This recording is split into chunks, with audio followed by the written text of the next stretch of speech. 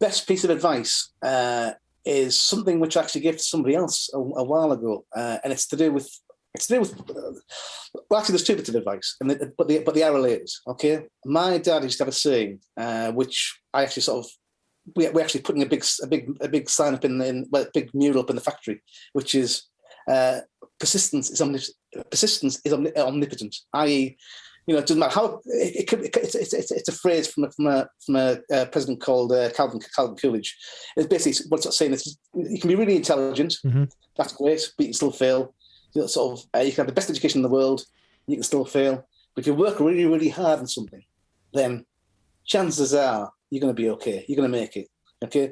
And my dad just distilled it down to 3 words: persistence is omnipotent. And related to that is, because there has been pause periods during what we were doing, but we couldn't find the extruder, we couldn't get the design right. There's certain things that just couldn't because that's still part of the process that I think people underestimate how difficult it is to do those bits.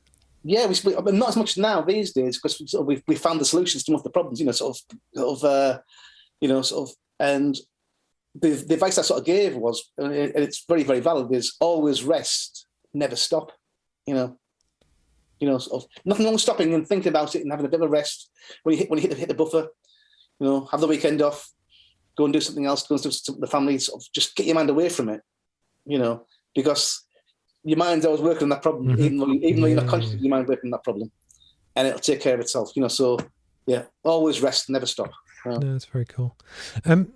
If you were to give advice to your younger self, and it could be at school, it could be as an accountant, it could be at any point in your career, it even could be you before Dragon's Den or in those times when you were trying to figure things out.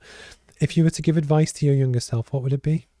Best advice I'd give to myself, probably, find that don't think you can do it all on yourself, because you can't.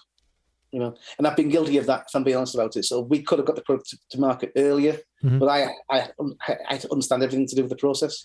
It's like that's my background. I understand everything. I didn't necessarily have to do everything, but I didn't understand how it all worked.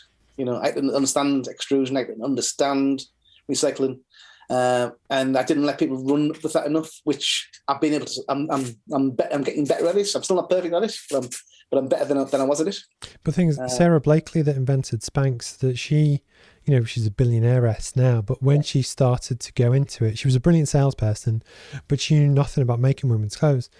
But she made a special point to ask the question, how'd you do that? Why'd you do that? About everything, because it's part of something called Blue Ocean Strategy, but when you can challenge commonly made assumptions that everyone else is like, oh yeah, we're just doing like that because that's how it's done.